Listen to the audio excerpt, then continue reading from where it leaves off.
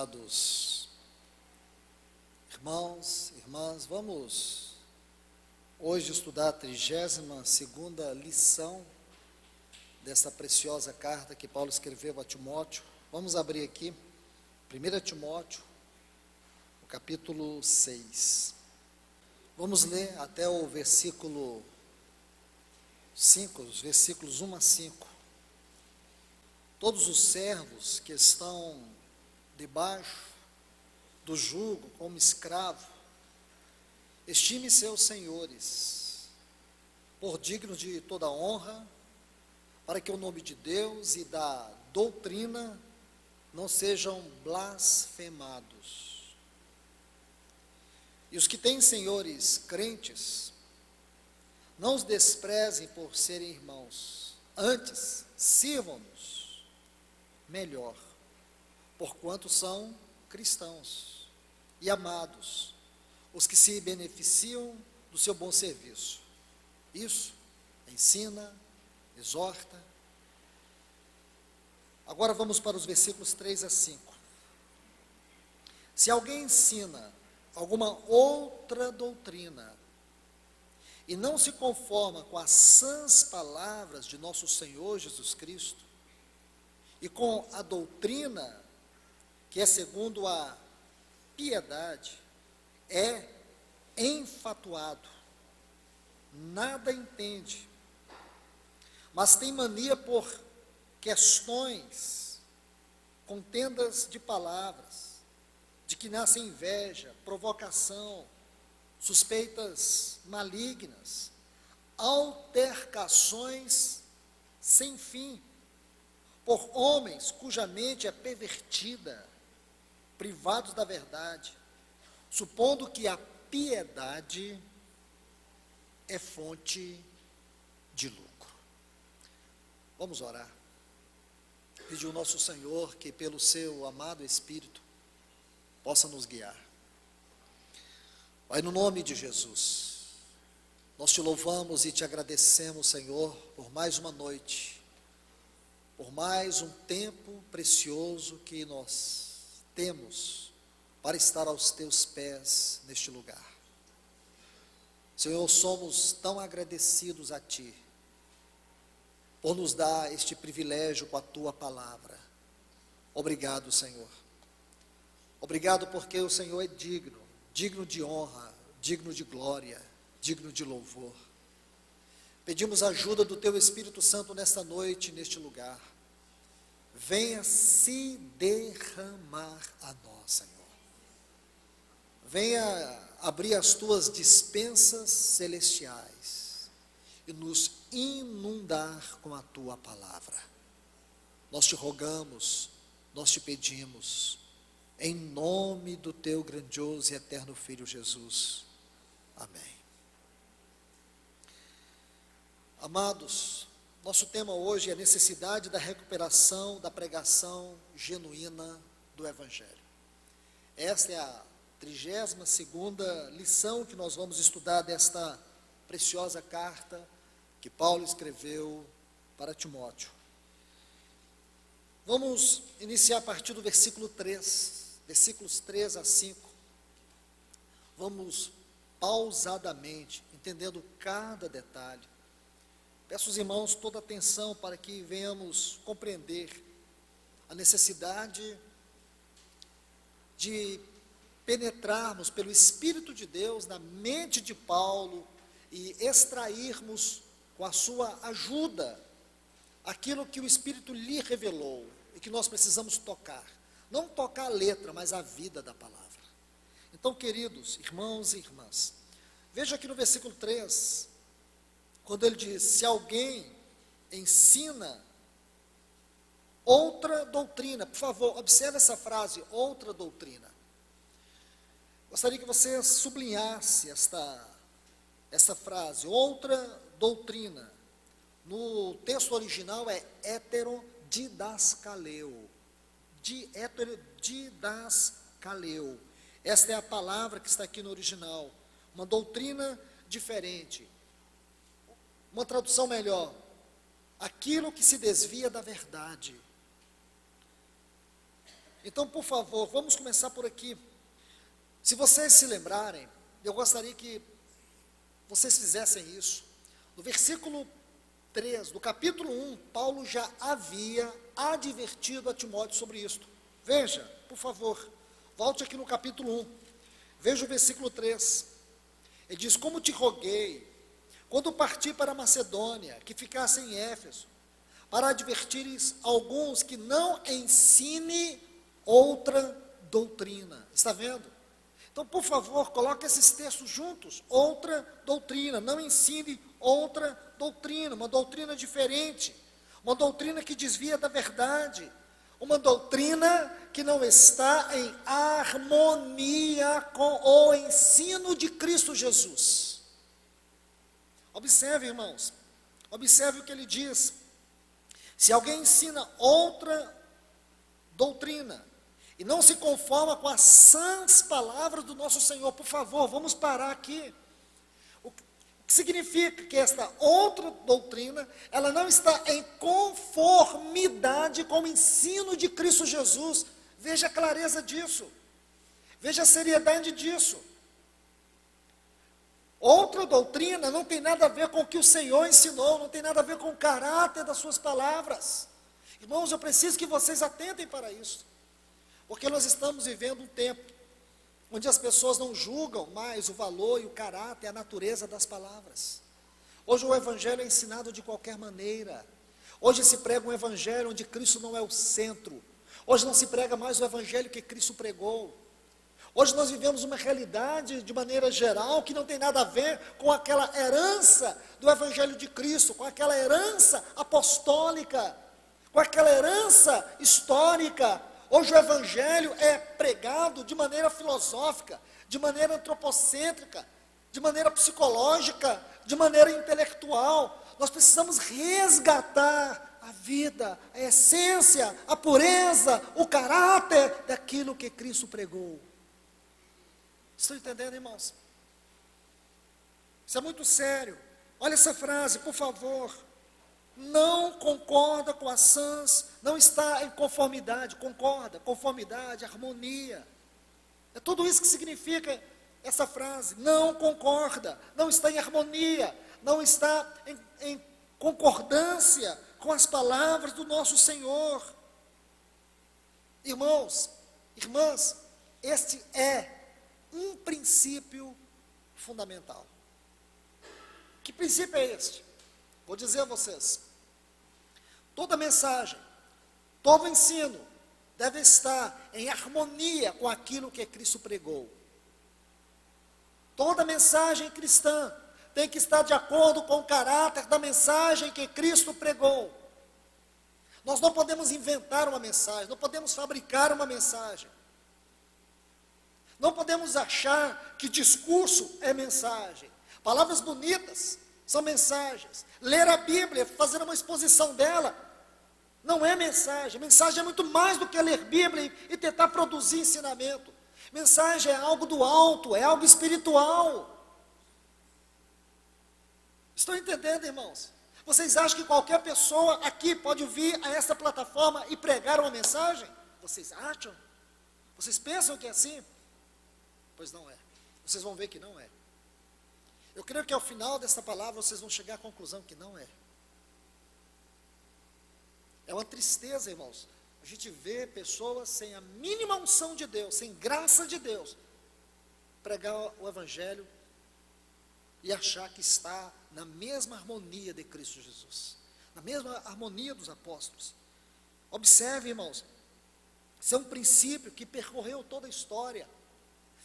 Estude o pensamento cristão na história da igreja. Estude como que os apóstolos, pegue a vida de Pedro, pegue a vida de Paulo, pegue a vida de Tiago, pegue a vida de João, pegue a vida de Judas, pegue a vida de cada um desses apóstolos.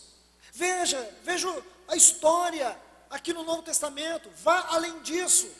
Veja o que você consegue obter de ganho do ministério desses apóstolos, como eles pregavam a palavra, como eles morreram por causa dessa palavra.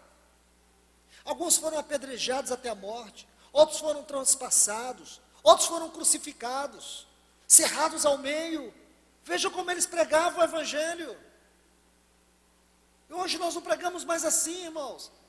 Abrimos a Bíblia, sem a mínima comunhão com Deus, sem oração, e deixamos que a nossa mente, como a serpente, venha seduzir as pessoas, pela nossa homilética, pelo nosso estilo, pela nossa capacidade intelectual. Cadê a vida, irmãos? Cadê a vida? Por isso que essa frase é tão importante, irmãos. Deve estar em conformidade com o ensino de Cristo Jesus. Nosso papel neste exato momento da história, irmãos, é buscar a restauração do Evangelho que Cristo nos deixou. Vou repetir. O nosso papel hoje, irmãos, não pense vocês que estão sentados aí, que vocês não são responsáveis por nada, que vocês são meramente ouvintes. Não, vocês são responsáveis. Vocês têm uma responsabilidade diante de Deus, não diante de mim, diante de Deus. Vocês têm uma responsabilidade. E o nosso papel nesse tempo é resgatar o papel do Evangelho que Cristo nos deixou. O nosso dever nesse tempo é buscar a restauração do Evangelho que Cristo, os apóstolos, aqueles denominados pais da igreja, os pré-reformadores, os reformadores. Veja a história de todos eles. Veja a história, como eu disse, dos apóstolos. Veja a história dos pais da igreja. Orígenes, Tertuliano, Papias, esses chamados pais da igreja, são muitos. Tem uns pais capadócios, Gregório de Nissa, Gregório Naziano, tantos outros. Os pré-reformadores, como Wycliffe, John Hus, os reformadores, como Lutero, os pós-reformadores, como Calvino, como Zwinglio, tantos outros, irmãos. Veja os escritos deles, veja como eles pregavam. Hoje não, irmãos. Hoje você vê as pessoas brincando. Um dos pastores, um dos pregadores que mais faz sucesso hoje, é um que mais promove um stand-up em cima do púlpito do que a exposição do Evangelho. Ele está arrebatando multidões, ele está indo em quase todos os programas, as pessoas estão rolando de rir, pessoas estão fascinadas, pessoas dizem assim: nunca vi um pregador como ele brinca com os milagres de Cristo, e as pessoas acham isso mil maravilha. Quando Jesus pergunta para um cego assim: você quer ser curado? Não quero não, quero é pão. E as pessoas acham isso maravilha.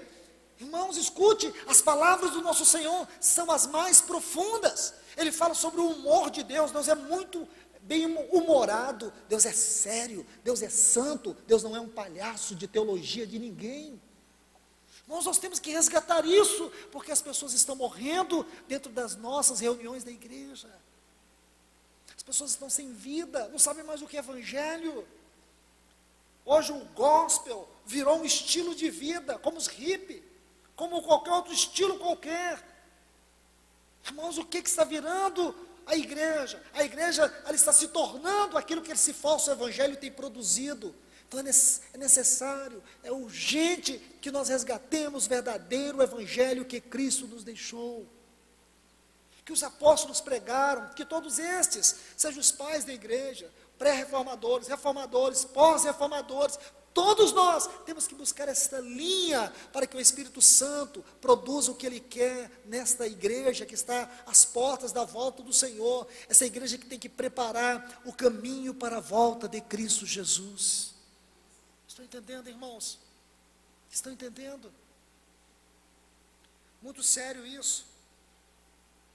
A mais triste realidade dos nossos dias hoje é como o Evangelho tem se tornado algo tão desprezível, em detrimento a um falso Evangelho, um Evangelho que promove entretenimento, satisfação, um Evangelho que afunda as raízes das pessoas neste mundo, um Evangelho que não liberta, mas que massageia o ego das pessoas, um Evangelho superficial, Em detrimento a esse evangelho, o verdadeiro evangelho de Cristo tem sido desprezado, tem sido colocado de lado.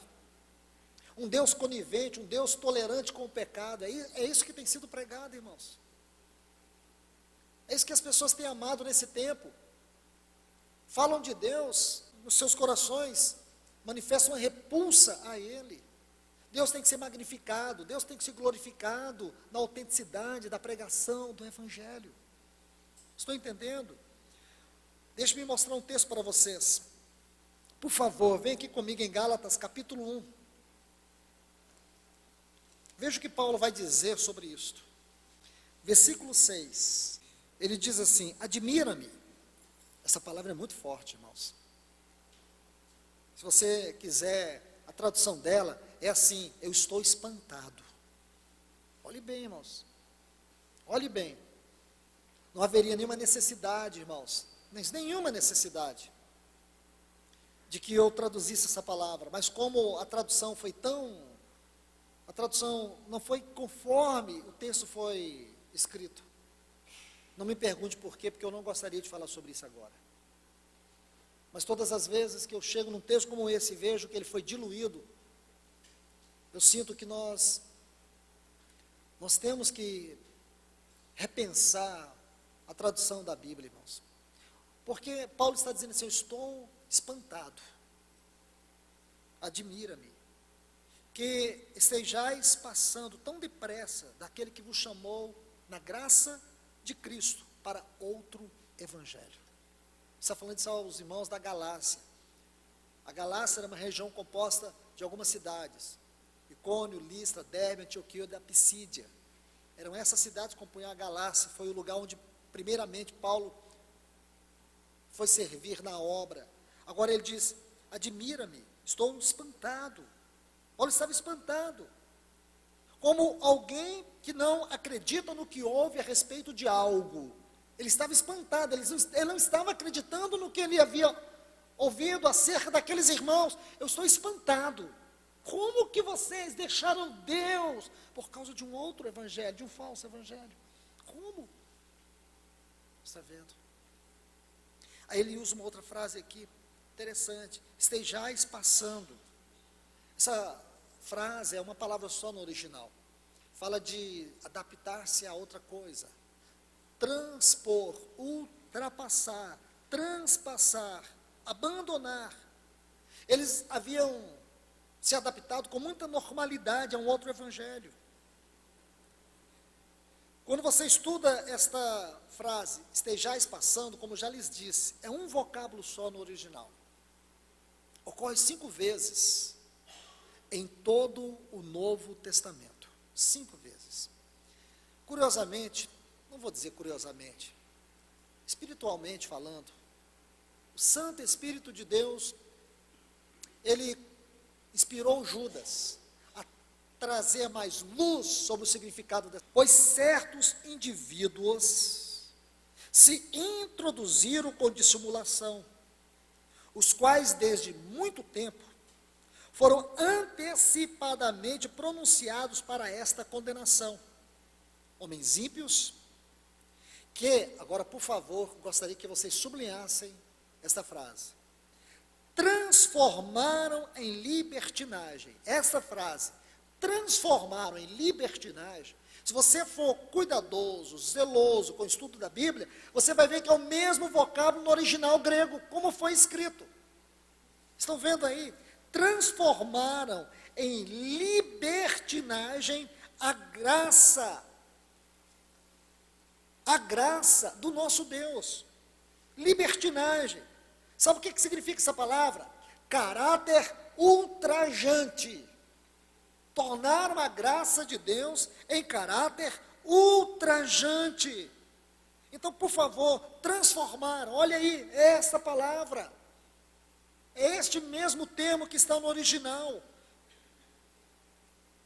Tudo isso é tão importante, irmãos, porque o Espírito está nos ajudando espiritualmente a entender a Bíblia, a interpretar a Bíblia, porque entender a Bíblia é entender a mente de Deus. Discernir a Bíblia é sentir o sopro de Deus, aquele mesmo sopro que veio sobre este escritor, vem sobre a nós agora, trazendo luz, trazendo realidade, trazendo a verdade das palavras. Que privilégio, irmãos, que privilégio. Considere isso. Que privilégio é para mim e para você hoje, estar ouvindo isso, irmãos. Aí ele diz: transformar em libertinagem a graça do nosso Deus. Então pegue a frase toda, pegue a palavra transformar, que é o mesmo termo, em libertinagem a graça. Veja o que Paulo diz lá: vocês passaram tão rapidamente daquele que vos chamou para um outro evangelho. O que significa isso? É transformar em libertinagem a graça de Deus. Observe isso, irmãos. Podemos agora entender o espanto de Paulo. Por que Paulo está espantado? Sabe por quê? Porque aquelas pessoas desprezaram a Deus em detrimento a um falso evangelho. É o evangelho da satisfação fácil, o evangelho que concorda com tudo, o evangelho que aprova tudo, o evangelho que não julga nada, não julga ninguém. Se a pessoa está em pecado, não importa. Não importa se a pessoa está em pecado, não importa. Importa é que ele é apenas mais um produto, importa se ele é produtivo, importa é o que ele tem, importa é o que ele faz, não importa o caráter do evangelho. Aonde nós vamos parar, irmãos? Aonde que a igreja vai parar? Ela vai parar, sabe em quê? Em um sistema babilônico, perversivo, pernicioso, um sistema que afronta o caráter de Deus. Por isso nós precisamos da palavra. Era uma espada viva, eficaz, de 2 gumes, que penetra até a divisão da nossa alma. É uma palavra que divide o que é espiritual, o que é carnal, o que é da alma, o que é do espírito. É uma palavra que julga. Então, irmãos, nós não podemos, mas não podemos de maneira alguma, em hipótese alguma, perder a palavra de Deus. Podemos ficar com uma boa instituição, podemos ficar com uma boa programação, podemos ficar com homens aqui, entretendo vocês, com programas e mais programas, eventos e mais eventos, mas o mover do Senhor vai estar longe daqui. Podemos falar em nome dEle, pregar em nome dEle, cantar em nome dEle, promover tudo em nome dEle, mas Ele só vai ser apenas um mero coadjuvante de um sistema pervertido. Irmãos, o Senhor, Ele não se reduz àquilo que nós queremos. Ele é o Senhor que está sentado num alto e sublime trono, e é de lá que emana a vida, a glória e o poder da sua palavra. Considere isso, irmãos. Considere isso. Em libertinagem, a graça de Deus. Agora você compreende por que ele estava tão assustado com aqueles irmãos da Galácia. Nós necessitamos, irmãos, da pregação audaciosa da palavra de Deus. Necessitamos que isso seja recuperado, uma pregação audaciosa. Não é este evangelho mamão com açúcar. Nós precisamos desse evangelho que nos alimenta, esse evangelho que nos confronta, esse evangelho que traz vida, esse evangelho que nos julga. É desse evangelho. Para isso, necessitamos que seja resgatado a pregação audaciosa da palavra de Deus. A situação da igreja hoje é crítica. Não se iluda por você ver na estatística que mais de 25% da população brasileira é cristã. O cristão à brasileira hoje é um estilo de catolicismo moderno. Não tem realidade espiritual. Nós precisamos de uma igreja com realidade espiritual. Precisamos de uma igreja, irmãos, onde os céus e a terra se encontram nela. Precisamos de uma igreja, irmãos, que é o testemunho de Deus na terra. Precisamos viver a vida da igreja com gozo, com alegria, com prazer. É isso que nós precisamos, irmãos. Você compreende isso? Uma igreja onde o Senhor Jesus é o centro dela, onde as verdades espirituais são vivenciadas, abraçadas por cada membro deste corpo místico isso, irmãos, e não de instituição que promove o reino deste mundo. Precisamos que a igreja do Senhor seja recuperada, porque essa é a igreja que Ele vai e está reivindicando nesse tempo. Então, um dos grandes desastres evangélicos em nosso tempo, é que nós temos deixado de pregar o evangelho genuíno, o evangelho verdadeiro. Temos feito mais discursos recheados de argumentos, filosofias, entretenimentos, mas para satisfazer o ego das pessoas e não a vontade de Deus. Temos nos acomodado de maneira trágica, e o pior, não é só nos acomodado, consequentemente temos nos conformado ao espírito deste mundo. Então as mensagens hoje, elas são como que terapia psicológica, motivacional. As pessoas saem todas elas saem de uma reunião motivadas. Não é motivadas que nós temos que sair da reunião, é transformados. Entende, irmãos? Transformados. Não é motivados. Motivados para quê? Para viver meu casamento. O que adianta você viver o seu casamento? O que adianta você viver o seu casamento com o coração pervertido? Seu casamento não é um brinquedo, seu lar é uma esfera do reino de Deus na terra. Seu casamento é uma expressão de Cristo e da igreja. Entende? Motivados para que a gente possa cada dia ganhar mais dinheiro, ter sucesso no trabalho. É assim que você vive a vida cristã? Você não precisa ter sucesso no seu trabalho, você precisa ter a bênção de Deus no seu trabalho.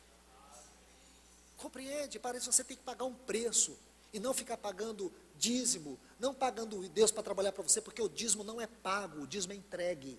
O dízimo é um relacionamento com o Senhor, não é um relacionamento com a igreja, não é relacionamento com ninguém, é com o Senhor. Se você não tem fé para isso, o que você faz também não tem sentido algum. Então não é ser um homem de sucesso, uma mulher de sucesso, mas ser uma bênção. Entende? Ser uma bênção. O que você precisa é ser uma bênção. Que aonde quer que você esteja, lá no seu trabalho, você possa ser uma carta escrita, lida, onde a vida e o testemunho de Cristo é ministrado para outras pessoas. Irmãos, se a igreja fizesse o papel dela, como ela deveria fazer, como ela deve fazer, de acordo com a palavra de Deus, com certeza, nós não teríamos uma sociedade tão atormentada, tão angustiada e tão deprimida. Não teríamos a quantidade de suicídios que nós temos na nossa cidade. Estão ouvindo isto? Porque ela deixou o seu lugar expressivo, o seu testemunho. Irmãos, hoje nós não ficamos espantados em saber que as pessoas em nosso tempo são mais ignorantes em relação à palavra de Deus do que elas eram naquele período conhecido na história da igreja como a Idade das Trevas. Se você estudar a história da igreja, você vai saber que houve um período de 1000 anos, chamado período da Idade das Trevas. Esse período começou por volta do ano 500 e terminou com Martinho Lutero lá na Catedral de Wittenberg, na Alemanha, fixando aquelas 95 teses, que provocou uma grande revolução, uma grande reforma na igreja no passado. Esse período longo foi chamado período da Idade das Trevas. Se você estudar esse período em um livro de história da igreja, você vai ver degradação moral, espiritual. Você vai ver um desprezo absurdo à palavra de Deus. E muitas coisas mais. Mas eu falo para vocês que o que nós estamos vendo hoje, em relação à palavra de Deus, é muito pior do que o tempo da Idade das Trevas. Com os recursos que a igreja tem hoje, com a quantidade de material escrito que a igreja tem hoje, ferramentas de estudo e de pesquisa, o desprezo à palavra de Deus, o estudo sério da palavra, é algo assustador. Algo assustador. Você pode olhar à sua volta, em todos os lugares, você vai ver um total desprezo. A quantidade de irmãos, quando leem a Bíblia, leem por curiosidade, leem porque querem ter conhecimento intelectual dela, mas você vai encontrar poucas pessoas que leem a Bíblia para ter vida, leem a Bíblia para ter um relacionamento com Deus.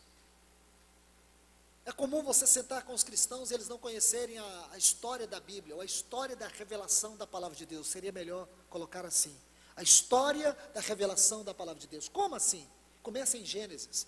Você vai ver que existe um curso, como que um rio cristalino, que vai fluindo do livro de Gênesis, e ele vai desembocar como uma cachoeira no livro de Apocalipse. Pegue um assunto, você vai ver uma linha, você vai ver um só pensamento, um só propósito, você vai ver a mente de Deus percorrer todas as histórias da Bíblia. A história dos patriarcas em Gênesis, você conhece a história dos patriarcas?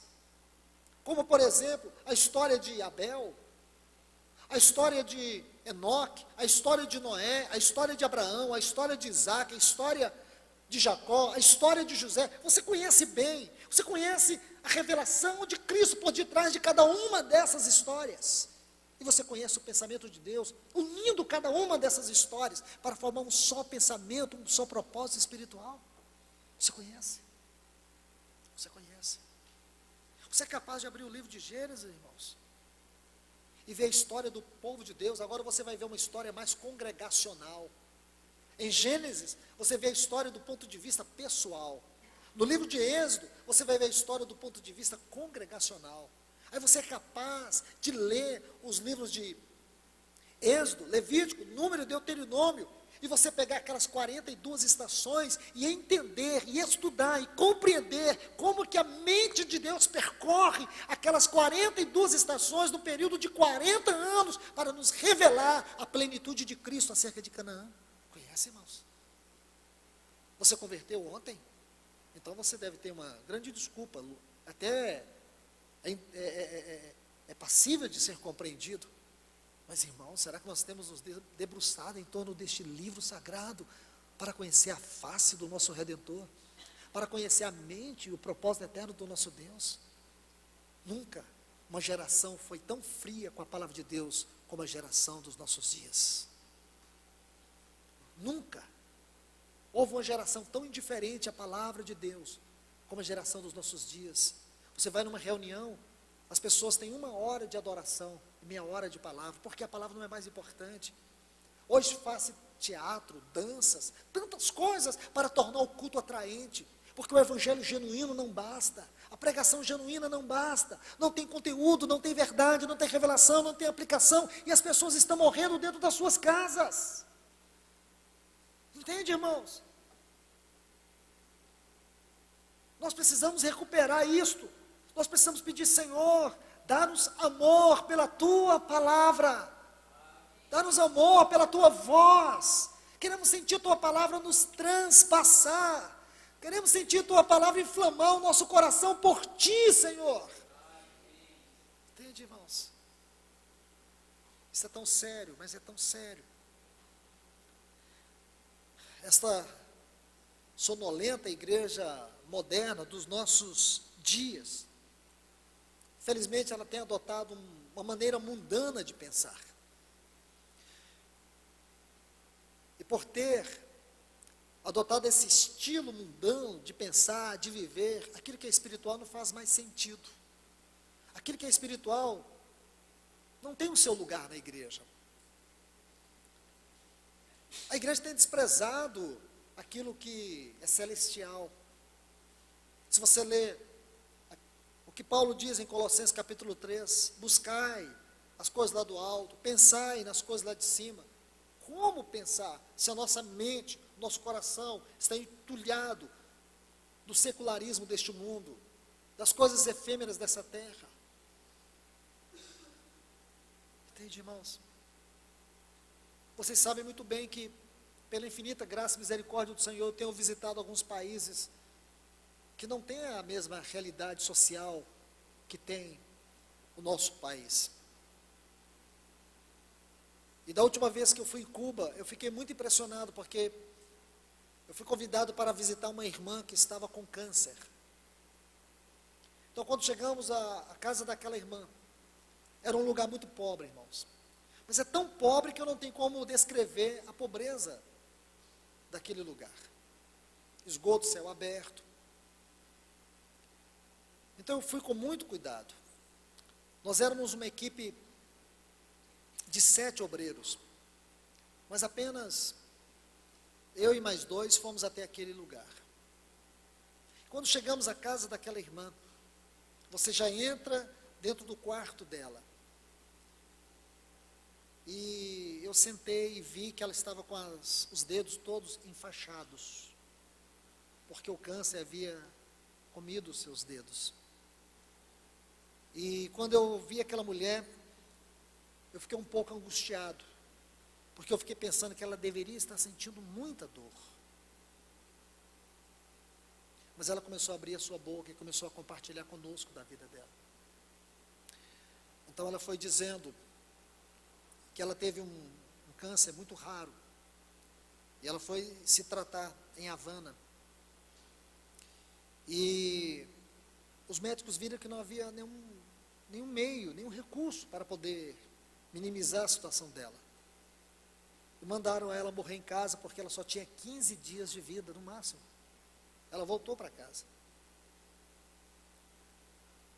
Mas, irmãos, a morte não teve poder de tocar aquela mulher. Sabe o que ela fez? Sentada naquela cama, as pessoas iam visitá-la, ela mandava chamar as pessoas e começou a pregar o evangelho ali. Isso não aconteceu 6 anos atrás, isso aconteceu do ano passado para cá. Ela ganhou todas aquelas pessoas em torno da casa dela. Ela começou ali, à beira da cama dela, naquele quarto, ela começou as reuniões da igreja. E ela começou a pregar. Os médicos não entendem, porque do ponto de vista médico, ela já deveria ter morrido há muito tempo, mas ela não vai morrer. Ela só vai morrer quando o Senhor quiser. Ela começou a pregar o evangelho vivo, poderoso e genuíno. E à medida que nós estávamos lá, as pessoas perceberam aquele movimento e muitas pessoas foram lá. À medida que as pessoas entravam, ela dizia assim: esses aí são novos convertidos. Esses aí converteram tal dia, esses aí batizaram tal dia. Pensa, irmãos, pensa naquela dor, naquela vida cheia de limitações, como Paulo na prisão em Roma, e o evangelho fluindo para os palácios de Roma. E quando ele termina a carta aos Filipenses, ele diz: os da casa de César te saúdam. O evangelho havia entrado na casa de César. Irmãos, imagine quantas pessoas foram convertidas quando Paulo estava na prisão. E ele disse algo muito maravilhoso: porque a palavra de Deus não está algemada. Quanta vida tem nesse evangelho, quanto poder tem nesse evangelho. Pregue o evangelho. Meu irmão, se você não sabe o que é isso, minha irmã, se você não sabe o que é isso, ore ao Senhor, Ele vai te revelar, Ele vai te ensinar. Você pode dizer: mas eu não sei pregar. Eu não sei pregar. Você não precisa de escola, você precisa de Cristo. Você não precisa de seminário, você precisa de Cristo formado em você. Mas eu não tenho capacidade. Você não precisa de capacidade, você precisa do Espírito que te capacita. O Espírito Santo é a fonte inesgotável de inspiração e poder que você precisa para pregar o evangelho. Está entendendo, irmãos? Precisamos resgatar o caráter audacioso da pregação do evangelho. Então, irmãos e irmãs, observe isto. Isso é sério demais. Nós vivemos num tempo onde a igreja está dormindo, onde os cristãos se tornaram consumidores evangélicos. Consumidores. Simplesmente isso. Nós vamos olhar aqui, irmãos, no pouco tempo que ainda temos, alguns textos. Deixa eu compartilhar com vocês esses textos, para lhes ajudar a compreender qual é o caráter essencial, espiritual do Evangelho de Cristo Jesus. E o caráter essencial do Evangelho de Cristo Jesus é o mesmo caráter essencial do Evangelho que eu e você temos que pregar. É o caráter do Evangelho que tem que ser proclamado hoje, não pode ser diferente. Lembra do texto? Outro Evangelho que está não está de acordo com o Evangelho de Cristo Jesus. Então nós temos que buscar este Evangelho de Cristo Jesus, não outro Evangelho. Então permita-me colocar alguns textos que vão definir para nós o que é o Evangelho, qual é o seu caráter essencial. O primeiro texto é Romanos capítulo 1, versículo 16. Paulo diz assim: não me envergonho do Evangelho, porque é o poder de Deus. A primeira coisa que você vai ver aqui, irmãos, que eu quero te mostrar antes de nós estudarmos neste texto o caráter do Evangelho. Quero que você observe a palavra envergonho. Está vendo aí? Não me envergonho. Então, olha essa palavra envergonho. É um termo que ocorre 9 vezes no Novo Testamento. Deixa eu mostrar isso para vocês com todo cuidado. Envergonho. É uma palavra muito interessante. Paulo diz: não me envergonho do Evangelho. Então nós temos que estudar isso. Não vamos deixar esse texto, essa frase de lado. Então, antes de entrar no caráter do Evangelho, deixa eu mostrar algo para você aqui. E diz: não me envergonho. A primeira menção ocorre 9 vezes no Novo Testamento. A primeira menção desta palavra está em Marcos, Evangelho de Marcos, capítulo 8, versículo 38. Veja que curiosidade.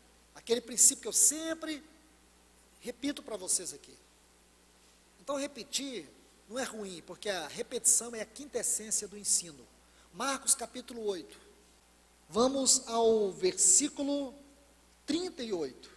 Está assim: porque qualquer que, nesta geração adúltera e pecadora, se envergonhar, olha a palavra aqui, irmãos, de mim e das minhas palavras. Por isso Paulo diz: não me envergonho do Evangelho. Por que Paulo não se envergonhava do Evangelho? Porque o Senhor disse: quem se envergonhar das minhas palavras, também o Filho do Homem se envergonhará dele, quando vier na glória de seu Pai.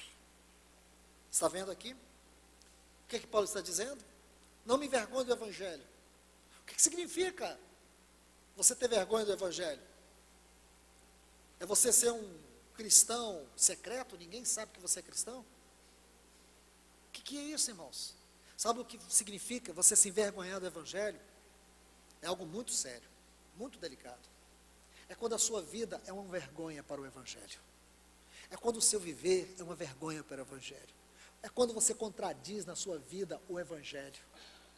Quando a sua vida é uma contradição ao Evangelho. Quando você é uma vergonha para o Evangelho. Você está expondo o Senhor Jesus à ignomínia, ao desprezo e ao opróbrio. Porque você é uma carta de Cristo. Então o Senhor diz: quem se envergonhar de mim e das minhas palavras. Não é você hesitar em pregar o Evangelho. Porque no nosso silêncio, na nossa vida, nós pregamos o Evangelho também. Porque o Evangelho, ele tem que ser lido primeiramente na nossa vida, antes de ser ouvido. Então, queridos irmãos e irmãs, vamos agora ao texto. Não me envergonho do Evangelho, porque é o poder de Deus. Romanos 1,16. Está vendo aí? Aqui nós temos a primeira característica do Evangelho: poder de Deus. Quando você estuda esta palavra poder, você vai descobrir que o termo usado por Paulo aqui é dunamis, da onde vem a palavra dinamite, dunamis. Este termo ocorre 116 vezes por todo o Novo Testamento. 38 vezes só nos evangelhos sinópticos, isto é, nos evangelhos de Mateus, Marcos e Lucas. Esses são os evangelhos chamados sinópticos. Queridos irmãos e irmãs, quando você estuda esses evangelhos, você vai descobrir algo interessante, que este termo é muitas vezes traduzido, ou na sua grande maioria, ele é traduzido como milagres, ato miraculoso, poder milagroso. Raramente você vai ver a palavra poder, mas na sua grande maioria você vai ver a palavra milagre, ou milagres. Porque o Evangelho é de fato um milagre. Porque quando esse Evangelho está pregando, as dispensas dos céus estão abertas para Deus realizar milagre. E sabe por que muitos milagres não são realizados na pregação do Evangelho? É porque as pessoas estão com seus corações endurecidos, elas não creem, porque se você crê, Ele é vida em você, e Ele vai cumprir aquilo no qual o Pai dispensou para ser realizado na tua vida. Então, a primeira característica essencial do Evangelho, e que o Evangelho é o milagre de Deus. O Evangelho é o trabalhar de Deus, é o operar de Deus, é a eficácia da manifestação da mente, do pensamento de Deus. É isso que você vai ver neste texto. Desejo mostrar alguns textos onde Paulo vai colocar isso de maneira mais enfática. Por favor, irmãos, irmãs, abra sua Bíblia em 1 Coríntios, capítulo 2.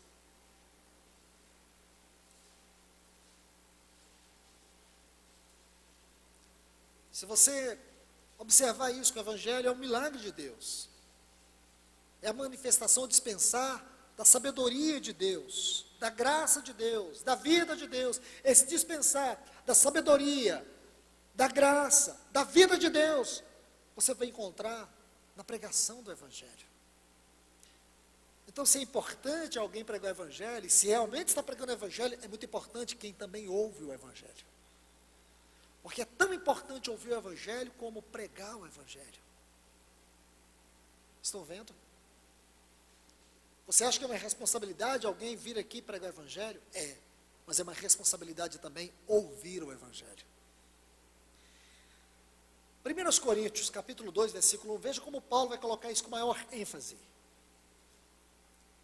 Ele diz assim: eu, irmãos, quando fui ter convosco, anunciando-vos o testemunho de Deus, não o fiz com ostentação de linguagem ou de sabedoria. Veja aí, observe esse texto com todo cuidado, por favor. 1 Coríntios, capítulo 2. Aqui na Reina Valera diz assim: não vos fui anunciando o testemunho de Deus com excelência de palavras ou de sabedoria. Está vendo? Por favor, vamos analisar melhor esse texto aqui, porque nesta exposição crucial acerca desses pontos sobre o caráter do Evangelho, nós vamos ver que isso aqui nos perscruta, irmãos. Amados irmãos e irmãs, veja como isto nos perscruta, me perscruta, a todos nós. Como isso vai tratando com a nossa vida. O desejo que tem é de prostrar os pés do Senhor e bradar por sua misericórdia. Porque anunciar o Evangelho, pregar o Evangelho, não é algo tão simples assim, irmãos. Talvez seja a coisa mais difícil, e eu creio que é a coisa mais difícil que alguém possa fazer. Para alguns é muito simples, é muito fácil. É só abrir a boca e soltar os verbos. Irmãos, não é. Olha o que Paulo está dizendo aqui. Ostentação de linguagem. Essa palavra ostentação é posição elevada. Por favor, coloque esse significado aí perto dessa palavra. Você pode precisar um dia. Preeminência, superioridade. Sabe o que Paulo está dizendo? Quando eu fui pregar o Evangelho entre vocês, eu não me coloquei preeminente, eu não me coloquei acima de vocês.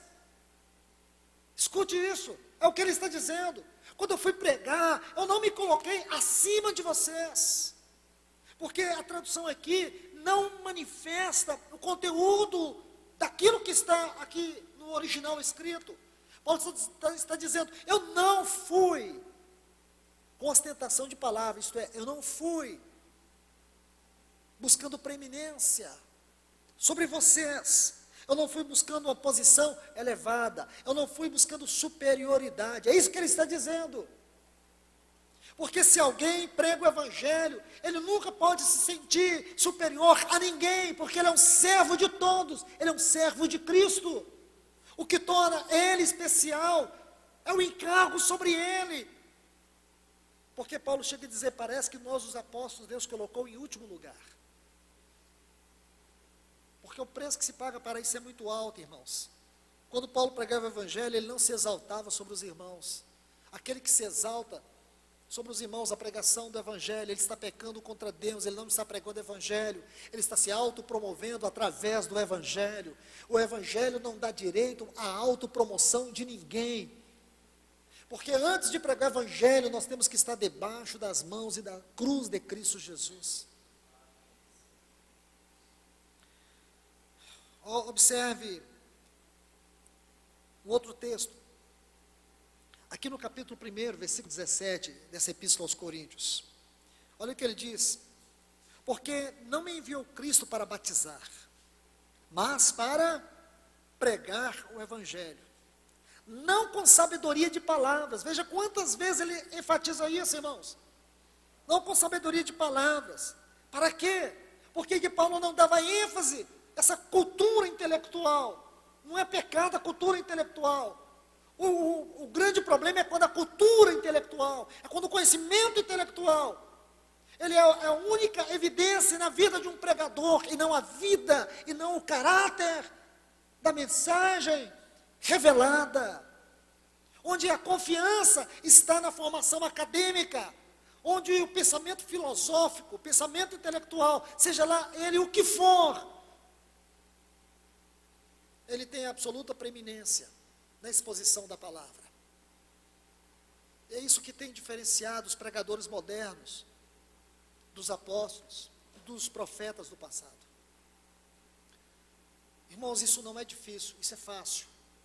Se você for um bom orador, se você tiver habilidade, facilidade de subir num púlpito, conseguir olhar nos olhos das pessoas, e você tiver uma boa imaginação, se você for uma pessoa capaz de dominar o auditório, fazer alguns cursos de técnicas de comunicação verbal, dentro do contexto moderno, desse evangelicalismo degradado e caído, você pode se tornar um grande pregador. Porque você vai ser julgado, no contexto desse evangelho degradado, pelos resultados. Pelos resultados. E existem centenas e milhares de pessoas que estão dispostas a vender a sua alma para serem enganadas. Estão entendendo, irmãos? Você não pode fazer isso, irmãos. Meus irmãos e irmãs, não se deixem enganar. Se um dia vocês perceberem que desse púlpito não flui a palavra de Deus, aquela porta é larga o suficiente para você voltar para a sua casa. Ouça o Senhor, busque o Senhor, mas não permita que pessoas sem vida proclamem a palavra de Deus. Nós não podemos, irmãos, cair nessa cilada, nesse laço, nessa arapuca. À medida que o tempo aproxima, nós não temos que nos acomodar, mas nós temos que nos gastar, nos deixar gastar em prol da causa do nosso Senhor. Olha o que ele diz aqui, irmãos, por favor, não com sabedoria de palavras, para que não se anule, olha essa palavra anule, a cruz de Cristo. Olha o paradoxo aqui. As palavras com sabedoria é o oposto de anular a Cristo. Sabe essa palavra anule? O original é kenoo. Sabe o que significa isso? Tornar vazio, tornar sem sentido. Por quê, irmãos? Porque a origem da pregação não está na sabedoria humana, mas na cruz de Cristo. A cruz de Cristo é a fonte inesgotável para toda pregação cristã. Escute isso, a cruz de Cristo, não é seminários, não é leitura de livros, não é sentar aos pés de homens, mas é a cruz de Cristo. Entenda o caráter, entenda a natureza, entenda a obra da cruz, e aí você vai começar a entender o caráter do Evangelho de Cristo. Aí você vai ver porque um homem tão simples como Pedro se tornou um pregador tão audacioso do Evangelho.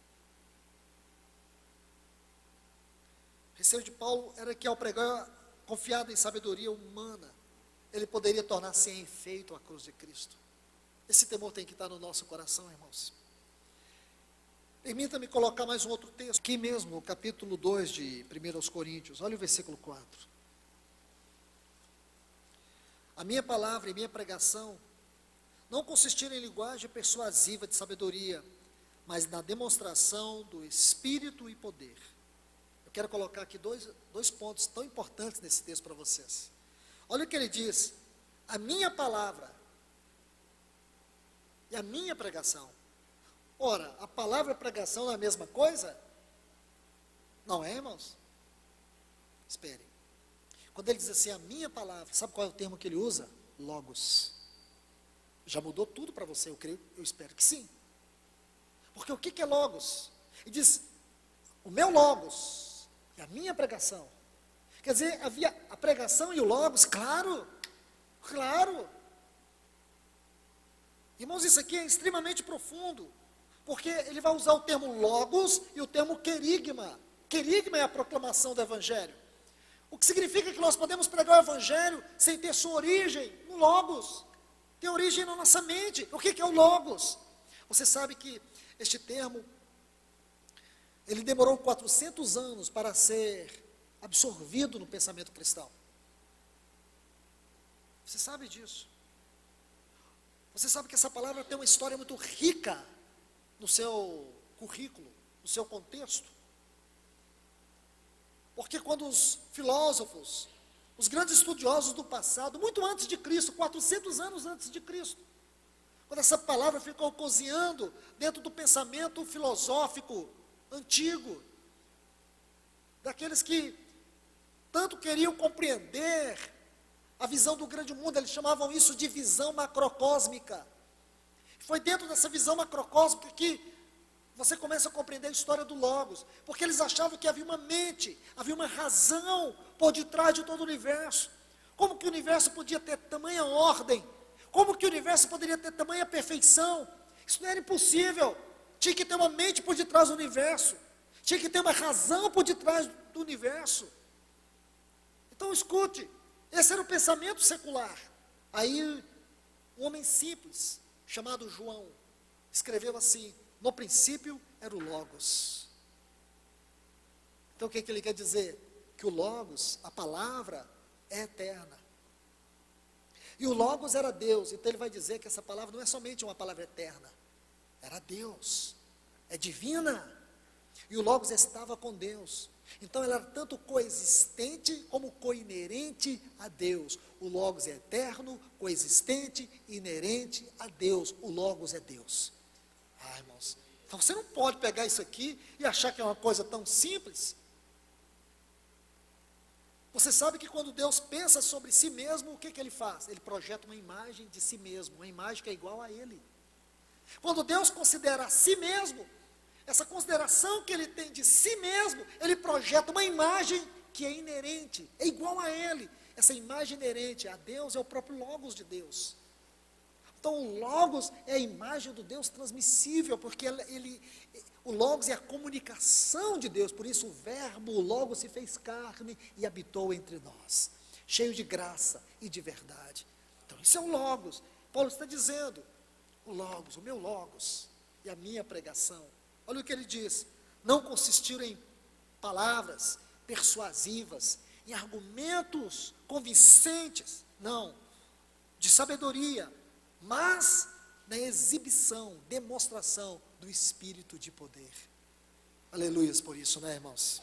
1 Coríntios 9, versículo 16, texto lindo de Paulo. Ele diz assim, se anuncio o Evangelho, não tenho de que me gloriar, pois sobre mim pesa essa obrigação, porque ai de mim, se eu não pregar o Evangelho. Olha a frase, irmãos. Vê se tem como a gente olhar para essa frase e não sentir um peso no nosso coração. Paulo está dizendo aqui, se eu não sei o Evangelho, não tenho do que me gloriar. Pois sobre mim pesa, olha essa palavra, pesa. Sabe o que ele está sentindo? A tradução aqui, eu sinto esmagado por essa obrigação. Eu não tenho outra saída. Ele está dizendo, eu não sei fazer outra coisa. Eu não sei fazer outra coisa. E ai de mim se eu deixar de fazer isso, se eu deixar de pregar o Evangelho. Então o chamado para a pregação do Evangelho na vida de Paulo era um impulso, escute bem, o chamado, o encargo para a pregação do Evangelho era um impulso no seu coração da necessidade de Deus. Você entendeu? não era dele. Isso muda tudo, irmãos. Não era algo dele. O impulso que estava no seu coração para pregar o evangelho não era dele, era uma necessidade de Deus. Por isso, para você pregar o evangelho, você tem que ouvir Deus, você tem que falar com Deus, e você tem que deixar muito mais Deus falar com você. Deus mostrar o coração dele, qual é o sentimento dele para essa assembleia, qual é o sentimento dele para aquela pessoa. Não é o que você acha que tem que pregar. Deixe-me traduzir isso para vocês. Vocês vão ler em casa com mais cuidado, mas eu vou ler esse texto na linguagem de hoje. Só para vocês entenderem, Jeremias vai traduzir isso que Paulo disse em poucas palavras, Jeremias vai estender. Vocês vão entender o que Jeremias vai dizer acerca do seu ministério. Vou tentar colocar um pano de fundo aqui, ver se você entende. Jeremias pregou mais de 40 anos. Mais de 40 anos. Sabe quantos seguidores ele conseguiu atrair? Nenhum. Você quer um ministério assim? Pregue a verdade. E leve as pessoas a seguir Cristo e não você. Jeremias não conseguiu, irmãos. E o pior, ele se tornou um opróbrio entre todas as pessoas. Ele se tornou uma vergonha entre todas as pessoas. Um escárnio, piada. Ele foi rejeitado até mesmo pelos seus amigos. Então chega um momento da vida dele que ele está tão angustiado. Chega um momento da vida dele que ele se encontra sem saída. Ele se sentiu tão impopular, ele se sentiu tão rejeitado que ele escreveu essas palavras. Se você ler essas palavras sem entender isso, você não vai entender o coração de Jeremias.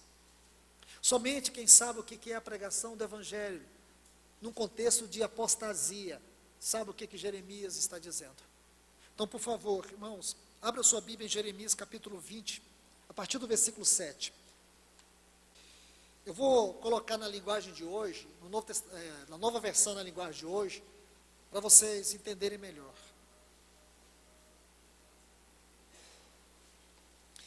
Aí você vai vendo aí na sua Bíblia, Jeremias capítulo 20, a partir do versículo 7 até o 11, diz assim: ó Senhor Deus, tu me enganastes.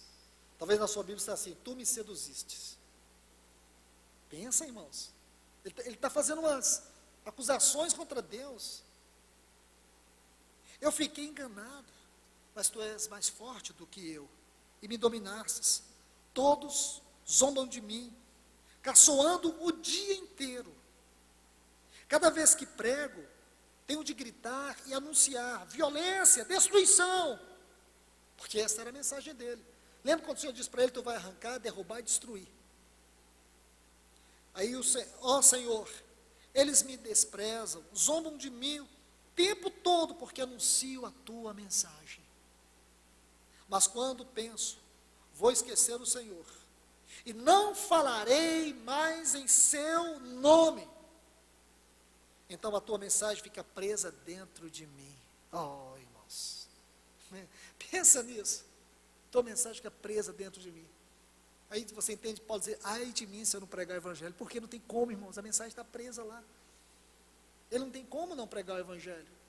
A tua mensagem fica presa dentro de mim e queima como fogo no meu coração. Estou cansado de guardá-la e não posso mais aguentar. Ouço as multidões cochichando, há terror por todos os lados. E dizem: acusem Jeremias, vamos denunciá-lo. Até os meus amigos íntimos esperam que eu tropece. Eles dizem: talvez ele caia numa armadilha. Então nós o pegaremos e nos vingaremos. Mas tu, ó Senhor, estás comigo, e és forte e poderoso. Os que me perseguem tropeçarão e nunca vencerão. Eles ficarão muito envergonhados por causa do seu fracasso. A desgraça deles não acabará e nunca será esquecida. Você entendeu aqui, irmãos? Agora você vê, esse é o profeta Jeremias. Lá no versículo 5 do capítulo 1, Deus diz assim para ele: antes que você fosse gerado na madre da tua mãe, eu te escolhi. Eu te chamei, eu te escolhi. Foi eu que te escolhi. Você não é fruto do amor do teu pai e da tua mãe. É fruto do meu propósito. É encargo, irmãos, não é profissão. Pregar o evangelho é encargo. Se você não tem cargo, irmão, então não prega. Mas se você sabe que você tem cargo, prega. Prega o evangelho, proclama a palavra. Proclama mesmo. Põe aos pés do Senhor. Não é uma questão de ter mais capacidade ou menos capacidade intelectual. É questão de buscar a mente do Senhor. Ele vai te falar a palavra dele, do jeito dele. Ele vai te revelar a mente dele. Você vai pregar com graça. Mas nunca esqueça, isso é encargo. Isso não é profissão. Que Deus abençoe vocês, irmãos.